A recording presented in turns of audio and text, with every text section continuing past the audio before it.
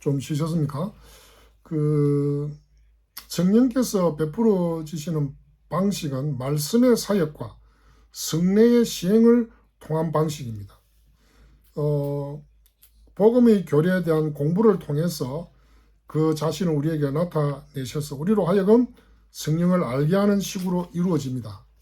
오순절에 베드로의 설교를 듣고서 회심한 자들의 마음에 성령께서 역사하신 것, 또한 베드로의 말씀을 들은 고넬료와 그와 함께 있던 자들에게 성령께서 역사하신 것도 이런 방식이죠.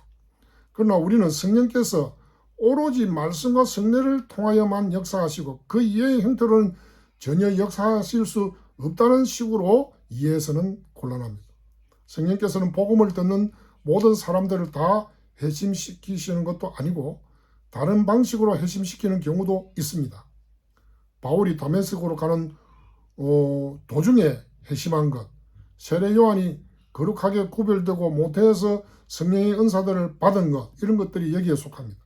그러므로 성령이 말씀 사역과 성례의 시행을 통해서 베풀어 지신다고 말할 때 우리는 성인의 경우, 그러니까 어달트죠. 성인의 경우와 성령이 베풀어 지시는 일상적인 방식, 그리고 성령을 눈에 보이도록 나타내는 경우를 상정합니다. 하나님이 그 아들의 영을 우리 마음 가운데 보내사 누구든지 그리스도의 영이 없으면 그리스도의 사람이 아니라, 둘째로 성령께서는 믿는 자들의 마음에 그를 사모하는 마음을 일으키심으로써 베풀어집니다.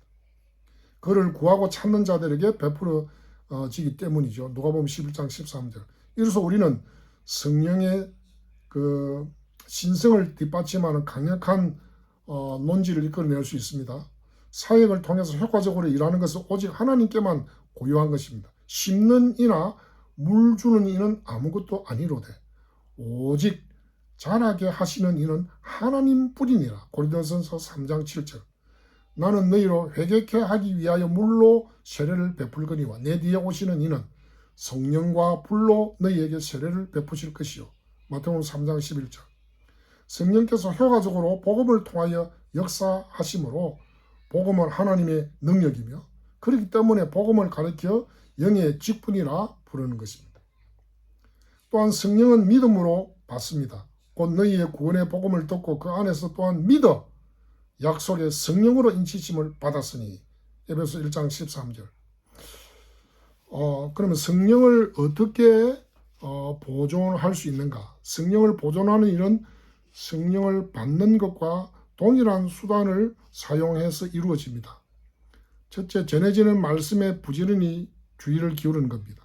그가 어떤 사람은 사도로, 어떤 사람은 선지자로, 어떤 사람은 복음 전하는 자로, 어떤 사람은 목사와 교사로 삼으셨으니 이는 성도를 온전하게 하며 봉사의 일을 하게 하며 그리스도의 몸을 세우려 하심이라. 에베소 4장 11절 12절. 두 번째로 복음의 도리에 대한 진지한 묵상을 통해서 성령님은 보존됩니다. 그리고 복음 지식에서 자라기를 간절히 사모함으로써입니다. 오직 여호와의 율법을 즐거워하여 그의 율법을 주야로 묵상하는도다. 그는 시냇가에 심은 나무가 철을 따라 열매를 맺으며 그 잎사귀가 마르지 아니함 같으니. 그리스도의 말씀이 너희 속에 풍성히 가하여 모든 지혜로 피차 가르치며 권면하고. 세 번째로 끊임없는 회개, 그리고 양심을 거스르는 죄들을 피하기를 간절히 사모함으로써 성령이 보존됩니다. 무릇 있는 자는 받아 넉넉하게 되되 어려운 자는 그대로 의를 행하고 거룩한 자는 그대로 거룩하게 하라. 하나님의 성령을 근심하게 하지 말라. 그 안에서 너희가 구원의 날까지 인치심을 받았느니라. 여기에는 모든 악한 교제와 모든 죄 지을 기회들을 회피하고자 하는 그런 자세도 포함됩니다. 죄를 금하고자 하는 자는 죄에 빠지도록 유혹하는 모든 것들도 삼가기 마련입니다. 네 번째로 꾸준하며 진지한 기도, 하물며 너희 하늘 아버지께서 구하는 자에게 성령을 주시지 않겠느냐. 누가복음 11장 13절이죠. 기도와 금식이 아니면 이런 유가 나가지 아니하느니라. 나를 주 앞에서 쫓아내지 마시며 주의 성령을 내게서 거두지 마소서. 시편 51편 11절. 사도 바울이 묘사하는 그리스도인의 전신갑주도 참고할 수 있습니다. 다섯 번째로 하나님의 은사들을 정당하게 사용할 때 성령님이 보존됩니다. 그리고 전적으로 하나님의 영광과 이웃의 구원을 위해서 그것을 사용할 때입니다. 너는 돌이킨 후에 내 형제를 굳게 하라.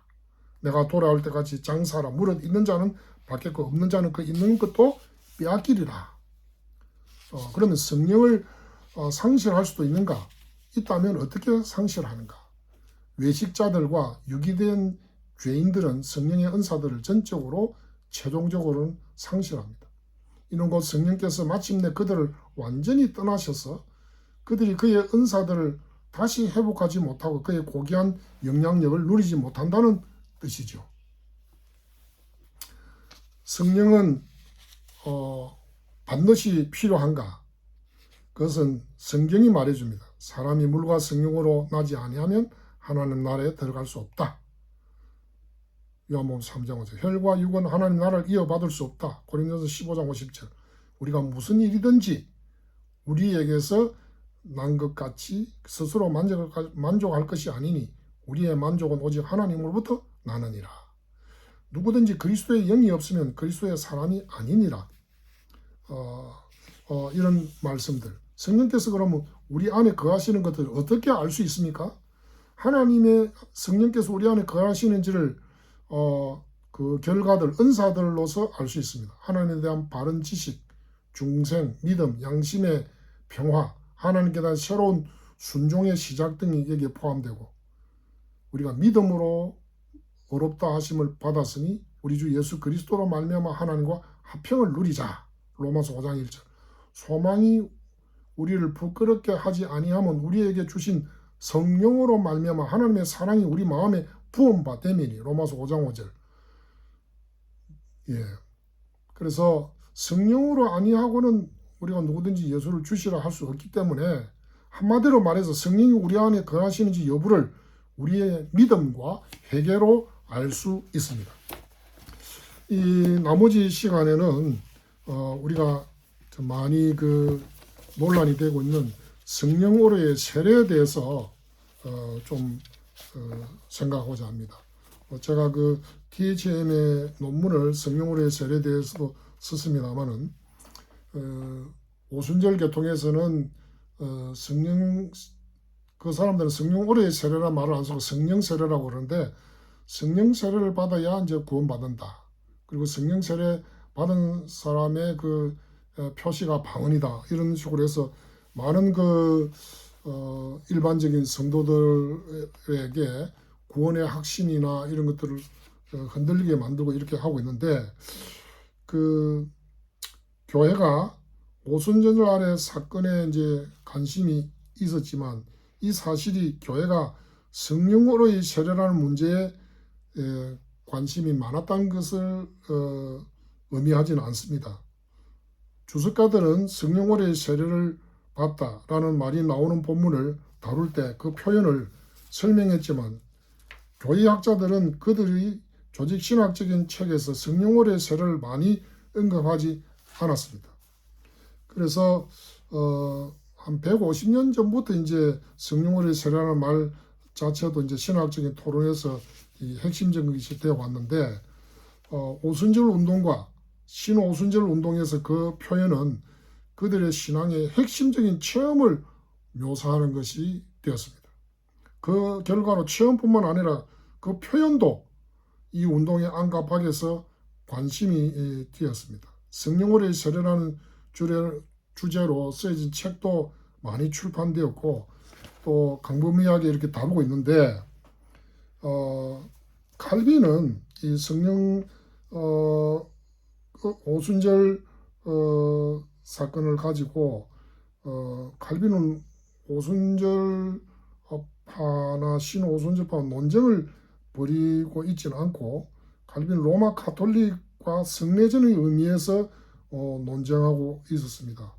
그래서 칼빈에 따르면 세례 요한의 세례와 예수 그리스도의 세례가 긴밀히 연결된 것으로 요한은 신호를 주고 예수 그리스도께서는 그 신호가 제시하는 내용을 주신다고 말합니다. 주된 일은 세례 요한이 그리스도를 영적 세례의 주체로 만들면서 그 자신을 단지 외적 세례, 물세례 수종자로 만든다고 칼빈은 설명하고 있습니다. 이것은 요한의 세례뿐만 아니고 그리스도의 세례에도 적용됩니다. 이것으로부터 세례에 있어서 사람의 역할이 무엇이고 또 하나님의 아들에게 특이한 것이 무엇인지에 대한 일반적인 교훈이 생깁니다. 사람에게는 외적이고 가시적인 신호의 집행이 맡겨져 있을 뿐이고 진리 자체는 그리스도에게만 있습니다. 마태복음 3장 11절 이하에 대한 주석에서 그 의미는 분명한데 곧 그리스도만이 외적 세례가 나타내고자 하는 어떠한 은혜라도 베푸신다는 것인데 이는 그가 그 자신의 피로서 양심을 깨끗게 하시기 때문입니다. 그는 또 옛사람을 죽게 하고 중생의 영을 주십니다. 그래서 칼빈에게 있어서 성령으로의 세례라는 것이 하나님께서 그의 성령을 통해서 인간에게 행하시는 전체 구원사역 곧 죄를 씻음, 옛사람의 죽음, 중생 등을 의미합니다. 그때 중생은 믿음의 시작 순간이나 또는 사람이 거듭나는 그 순간이라는 의미가 아니라 신자를 변화시켜가는 그리스도의 영의 계속적 사역이라는 것이죠. 두 번째로 성령 선물은 오순절 날에 완전해졌습니다. 사도들이 그 자신들만을 위하여서가 아니라 모든 신자의 유익을 위해서 성령을 받았다는 사실 외에도 거기에는 그가 그의 성령 선물들을 충만한 정도로 부어 주심으로써 그의 교회를 향한 그리스도의 우주적 은혜의 반영이었습니다. 칼빈의 견해는 그 직후의 시대에 매우 영향력이 있었지만은 두 종류의 세례, 즉 물세례와 불세례가 언급되고 물세례는 사람이 물속에서 담가지고 또 건져내어짐으로써 성령을 통하여 죽음과 살아남의 증거가 된다는 것이고 불세례는 성령의 불같은 은사들이 사람들 속에 기적적으로 부어지는 것을 말합니다. 그래서 이 세례는 오순절에 있었던 특별한 은사들을 설명해주고 이후로 또 여러 번 되풀이 되었다는 것입니다. 그러나 이 세례는 복음의 권위가 충분히 확정되었을 때 멈추었다고 말하고 있습니다. 그럼 오순절파의 견해는 뭡니까? 오순절파는 성령으로의 세례에 대한 이해가 어떻게 오순절파의 견해 쪽으로 차츰 기울여 왔는가를 보면 좀 도움이 됩니다. 이 배경에는 청교도 사상이 깔려 있는데 곧 구원을 두 단계로 체험하게 된다는 사상입니다. 첫째로 한 사람이 그리스도인이 되는 단계고 두 번째 단계가 따라오는데 이는 보통 확신의 단계로 여겨지고 있습니다. 그래서 토마스 구딘 같은 사람은 이 같은 확신을 받는 것을 성령 오래의 세례를 받는 것과 일치시켰습니다. 그러나 성령 오래의 세례란 표현이 확신의 체험 대신 자주 사용되었는지 의심스럽습니다. 오순절파 견해로서 그 다음에 발전 단계가 웨슬리에 의해서 이루어졌는데 물론 칼빈주의자들이었던 청교도들과 알미니안적인 웨슬리 사이에는 차이가 있습니다. 큰 차이가 있습니다.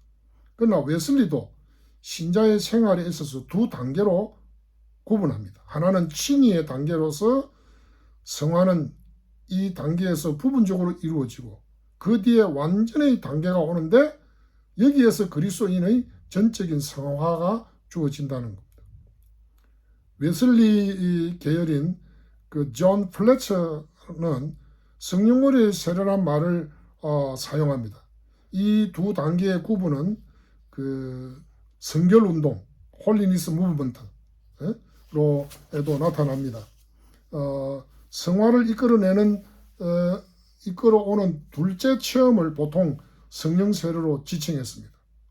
그래서 오순절파 운동이 여기에 이제 이어서 뒤따라오게 되는데 여기서 다시 신자의 삶에 있어서 두 가지 단계가 구분되는데 그들에 있어서 제2단계는 청교도들의 경우와 같이 확신의 단계가 아니고 또 웨슬리의 추종자의 경우처럼 성화의 단계도 아닙니다. 오순절파에게서는 성령 오래의 세례라는 말은 이전보다 더 자신감 있게 사용됩니다. 왜냐하면 성경에서 이 성령으로의 세례에 대한 언급은 능력의 약속과 짝을 이루고 또 사도들이 방언으로 말하게 되었던 오순절을 지적하기 때문입니다. 이렇게 성령을 통한 성화란 개념으로부터 성령을 통한 능력이란 개념으로 옮겨집니다. 그 옮겨지는데 중요한 통로가 되었던 사람이 누구라면 R.A. 톨입니다. 그의 세 번째 제안을 인용해보면 성령 오래의 세례는 성령의 중생케 하는 사역과는 구분되고 그것에 뒤따라오며 또 첨가적인 성령의 작용이다. 사람은 성령으로 거듭나더라도 아직 성령으로 세례받지 못할 수도 있다. 중생에는 생명의 부여가 있고 그것을 받는 사람은 사역을 위한 자격을 갖추게 된다. 오순절파 진영에서는 성령 어뢰의 세례에 대한 이런 가르침이 그들의 교리적 기초에 속합니다. 디기는 그것을 다음과 같이 요약합니다. 신약은 확실한 역사적 사실로서 중생시에 성령이 처음 들어온 이후 신자들이 성령을 그분의 원래적이고 유일한 인격으로서 특별하고도 인격적으로 받을 수 있고 또 받아야 한다는 사실을 제시하는 것으로 나타납니다. 이것을 성령으로의 세례라 부르며 그 목적은 생명을 부여하는 것이 아니라 능력을 부여하는 데 있다. 그것에 특징적으로 수반되는 것은 열매가 아니라 은사들이다. 이렇게 디기가 말하고 있어요. 이 두 단계를 때로는 용어상 구별해서 성령의 세례와 성령으로의 세례로 나누기도 합니다. 중생에서는 성령이 주체요 대속의 피가 수단이며 중생이 그 결과, 성령으로의 세례에서는 그리스도가 주체요 그는 성령과 불로 너희에게 세례를 줄 것이다. 성령이 수단이며 능력의 부여가 그 결과라는 것이죠. 칼빈과 이들 오순절파 신학자들 사이에 너무나 큰 차이가 있음이 드러납니다. 칼빈에게는 성령으로의 세례란 말이 신자의 마음과 생활을 새롭게 하는 성령의 지속적 사역을 의미하는 데 반해서 키와 윌리엄스에 있어서는 이 세례가 신자의 생활에 나타나는 두 번째 체험으로서 이를 통해 능력을 받고 보통 방언을 수반하는 체험인 것으로 제시되고 있습니다.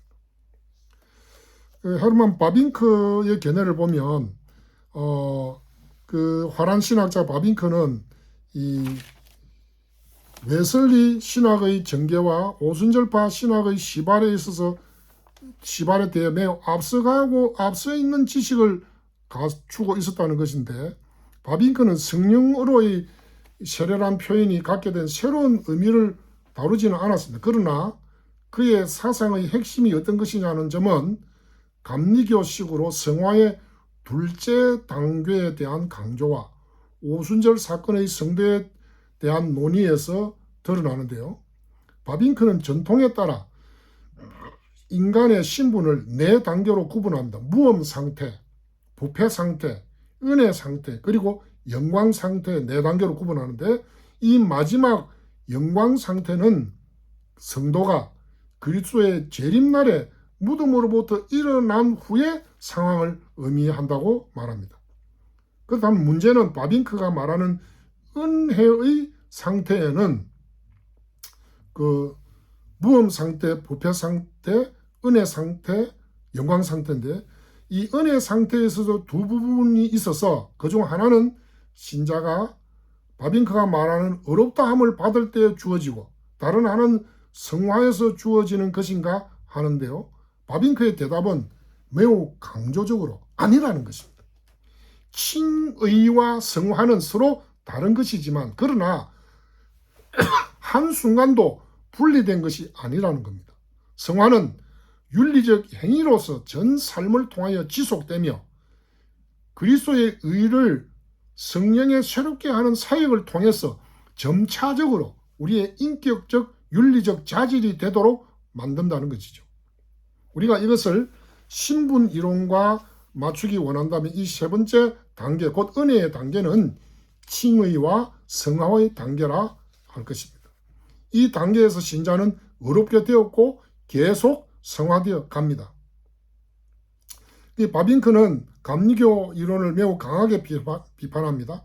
감리교가 성화와 인침을 칭의와 믿음과 분리하고 앞의 것을 받지 않고서도 뒤의 것을 가지는 것이 가능하다고 생각하는 것은 그리스도의 통일성과 불가분리성이라는 이 중요한 진리를 간과하는 주장이 됩니다.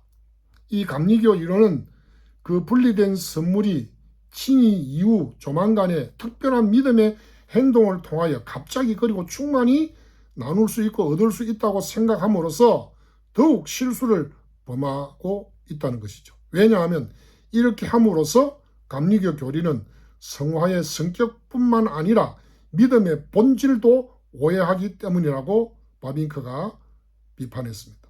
바빙크의 생각에는 감리교도와 오순별파가 믿는 대로의 둘째 단계가 차지할 자리가 없습니다. 그럼 바빙크는 오순절 사건의 성격을 어떻게 이해했습니까?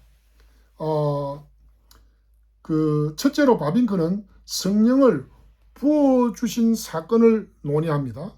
그리고 둘째로 그는 이 성령의 부음에 수반된 특별한 능력과 사역을 논하고, 셋째로 그는 이 성령이 회중 속에서 지속적으로 행하시는 정상적이며 종교적이며 도덕적인 사역에 대해서 말하고 있습니다. 이 마지막 부분이 현재로서는 우리의 관심 밖입니다. 성령의 특수한 사역에 대한 두 번째 부분에서 바빙크는 사도행전 2장의 방언에 관해 논의하고, 나아가서 사도행전에 기록된 다른 특수 사건들, 가령 사도들이 담대히 말하는 일이나 믿음의 특별한 힘이나 기쁨, 지혜, 방언, 예언, 신유 등을 논의합니다.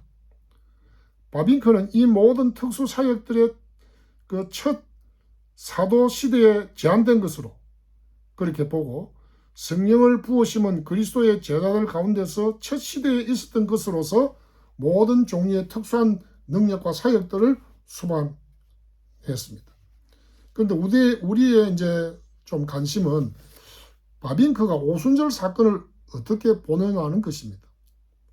차인배 교수는 바빙크는 오순절 사건을 구원 순서의 오더 살루티스라고 하는 구원 순서의 한 부분으로 제시했다고 하는데, 차 교수의 결론은 이런 것입니다. 오순절 성령 강림은 바빙크가 마그네스 데이에서 교의학에서 한결같이 말한 것처럼 구원 서정의 첫 사역이라고 함이 정당한 해설이라고 할 수 있다, 이렇게 말했습니다. 그는 주로 두 가지 이유를 제시하는데, 첫째 이유는 바빙크가 19장에서 이 구절을 첫째의 사역으로 시작하고 있기 때문이라는 것이고, 그러나 이 표현 자체는 무엇을 말하는지 확실치 않다. 그 문장 자체를 보자면 이렇다. 높아지신 후에 성부의 우편에서 그리스도가 행하신 사역은 성령을 보내신 일이다. 이 문장 자체로서는 바빙크가 여기서 구원 순서에 대해 생각하고 있다고 전혀 명시하지 못합니다. 차 교수는 교의학에서 성령의 부으심에 대한 논의가 구원의 순서라는 장의 한 부분이 되고 있는 것을 들어서 그의 견해에 더 굳은 기반을 다지고 있는 것으로 보인다고 했습니다. 이것을 볼 때 바빙크가 성령 선물을 구원의 첫째 부분으로 생각하였음을 의미하는 것이 아니겠느냐는 것입니다. 차인배 교수는 벌써 바빙크가 오순절을 유일한 사실로 보았다는 인상을 주는 몇 가지 표현들을 인용한 바 있습니다. 오순절 날에 일어난 이 성령을 보내심은 그리스도 교회의 역사상 유일한 사건이다. 창조와 성육신이 그러한 것처럼 이 일은 단 한 번만 일어났다. 중요성에 있어서 이 사건과 동등하게 성령을 주신 이 전에도 없었고 이후에도 결코 반복되어질 수 없었다. 그리스도께서 잉태 시에 인간성을 취하시고 그것을 다시 벗어놓을 수 없었던 것 같이, 그것과 꼭 마찬가지로 성령도 오순절 날에 교회를 그의 거처와 성전으로 택하였고 결코 다시 그것과 분리되지 못한다. 성경은 오순절에 일어난 이 사건들의 특유한 의미를 명백하게 지적하기 위하여 그 사건을 성령의 부으심이라고 말한다. 여기서 유일한 단 한 번이라는 말을 창조와 그리스도의 성육신 사건이 그러함과 연결시켜서 이해해야만 된다는 것이죠. 창조와 성육신이 되풀이될 수 없는 것과 꼭 마찬가지로 성령의 오심도 반복될 수 없다는 것입니다. 동시에 창조물 자체가 지속적으로 존속하고 또 그리스도가 지속적으로 사람인 것과 꼭 마찬가지로 성령께서 오순절 날에 특유하게 오신 일의 결과도 그렇습니다. 해중 속에 성령님은 지속적으로 거하시는 겁니다. 바빈크에게 있어서 이 성령의 첫 번 오심은 구원 순서에 속하지 않습니다. 그러면서도 그 일은 구원의 적용에 큰 영향을 주고 있습니다. 그래서 이 성령으로의 세례가 세례를 이해할 때 우리가 이 오순절 사건이 반복적인가 유일한가 하는 부분에서의 답을 확실히 얻을 수 있고 지금 말하는 그 두 단계를 그렇게 구분해야 되는가.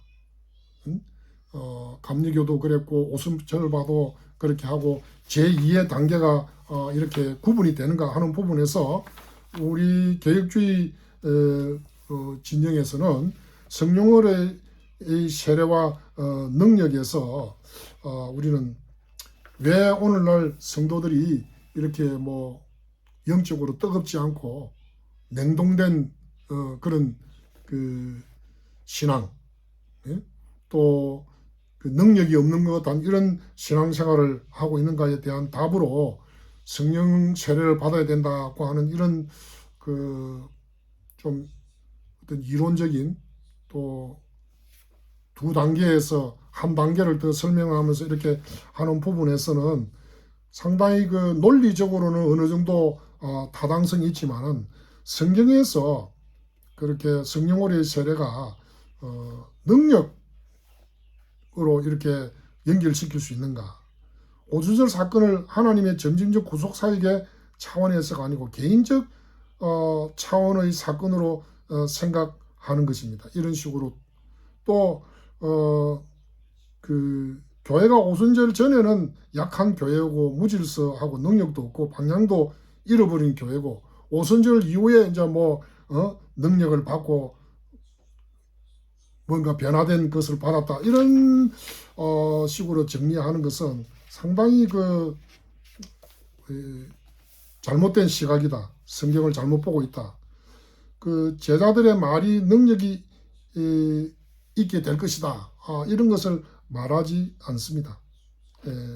그래서 우리가 이제 성령론을 공부하면서 성령에 대한 그 성령이 누구신가, 성령의 사역 뭐 이런 것들을 우리가 앞부분에서 개괄적으로 봤고 이 두 번째 이제 시간에서 성령으로의 세례가 오늘 성령론에 많은 그 큰 논란이 되고 있는 부분에서 우리 개혁주의적인 입장에서 정리를 좀 했습니다. 그래서 성령을 받기 위해서 무슨 특별한 모임을 해야 되는가 뭐 이런 것들도 우리가 교회사를 살펴보면 기도 운동이 일어났을 때 성령이 크게 역사한 것을 우리가 볼 수 있는데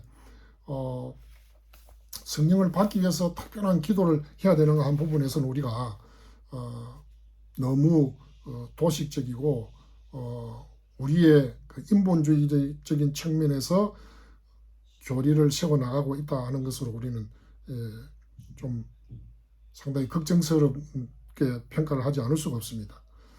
한국 교회에서 약화되었다.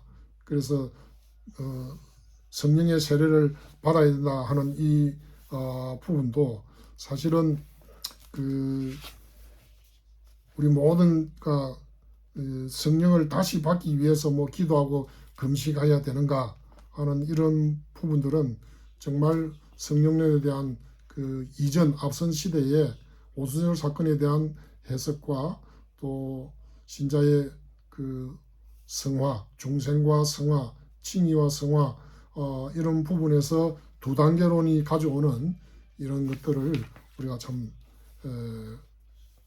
제대로 보고 하나님 말씀대로, 그래서 성령님의 인도 아래 일상생활에서 말과 행동으로 살아야 하는 것이고, 성령님의 인도 아래 살 때 직면하는 사회의 많은 반대 속에서도 그리스도인의 그 말과 행동이 진실되게 나타나고 성령님의 능력이 우리 속에서 역사하신다 하는 것을 기억하면서 이 강의를 마치도록 하겠습니다. 감사합니다.